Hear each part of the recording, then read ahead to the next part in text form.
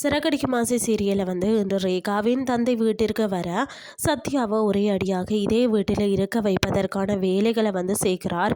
உடல்நிலை ஓரளவு சரியாகி விட்டதாக கூறிய அவர், நீங்கள் இல்லை என்றால் என்னால் இப்படி நிம்மதியாக இருக்க முடியாது என சத்யாவிடம் நல்ல விதமாக பேசுகிறார். தொடர்ந்து இருவரும் ஒரு திருமண வரவேற்பை வைத்து ஊரறிய சொல்லிவிட்டால் நாங்களும் நிம்மதியாக இருப்போம் என சொல்கிறார். அதற்கு சத்யாவோ, எல்லாம் உங்க இஷ்டம் ஆண்டி அப்படின்னு சொல்கிறார்.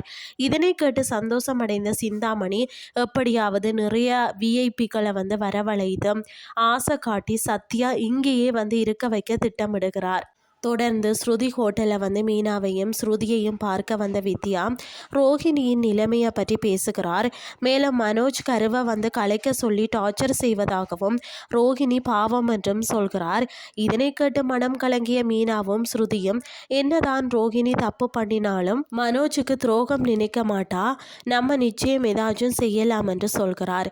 தொடர்ந்து இரவில் முத்துவிடம் ரவியிடம் இதை பற்றி சொல்கிறாங்க.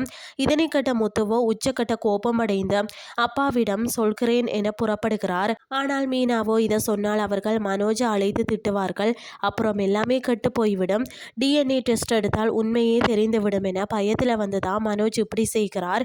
இதனால் அதை எப்படி நிரூபிக்கலாம் என்று பார்க்கலாம் என மனோஜுக்கு எதிராகவும் ரோஹிணிக்கு ஆதரவாகவும் ஒன்றிணைகிறார்கள். தொடர்ந்து நாளைய ப்ரமோவில் ரோஹிணியை பார்க்க சென்ற மீனா கர்ப்பமாக இருக்கும்போது அவகேடோ சாப்பிட்டால் நல்லது என்று ரோஹிணி மீது பரிதாபப்பட்டு பார்க்க செல்கிறார். அப்போது ரோஹிணியும் கருக்கலைப்பு பற்றி பேச அனைவரும் என்ன செய்யலாம் என திட்டம் போடுகிறார்கள். இதுதான் இன்றைய நாளுக்கான எபிசோட்.